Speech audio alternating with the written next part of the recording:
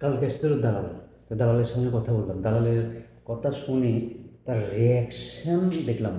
মানে আমার তখন রিয়াকশন কী ছিল জানেন?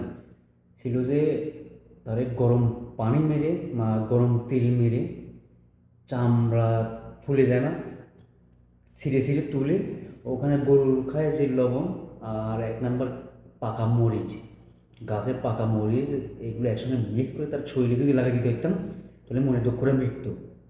তার আমার মূল রিয়েকশন এটা ছিল, তার ব্যবহার যেটা।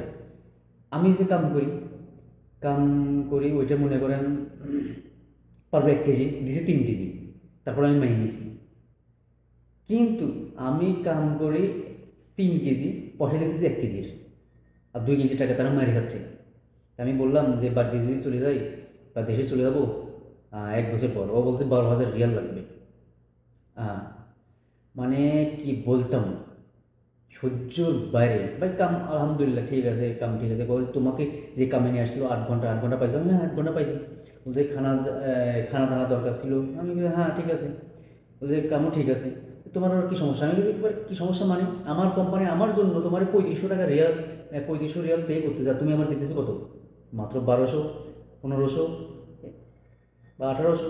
এই তো, বেশি তুমি খাচ্ছ ভাই। মেডিকেল বলছে মেডিকেল ফ্রি, আরে ভাই মেডিকেল ফ্রি, তারপর আর মেডিকেল ফ্রি। আরে ভাই মেডিকেল ফ্রি ইন্স্যুরেন্স ছিল, তারপর টাকা লাগছে আমার। ওরা বলছে ফুল মেডিকেল ছিল, ফুল ফ্রি বলছে না, তারপর টাকা লাগছে আমার যে অসুখ ছিল। বলছে খানা ফ্রি, খানা ফ্রি মানে টাকা দেওয়ার কথা ছিল না, টাকা খানা দেওয়ার কথা ছিল। এটা আমার এরকম বানাইতে যে এটা আমার কষ্ট না। মানে ভাই যদি দেশের এই সৌদিতে আসেন 100 ভাগের মধ্যে 80 ভাগ হচ্ছে আপনার সাপ্লাই ভিসা, মনে রাখবেন।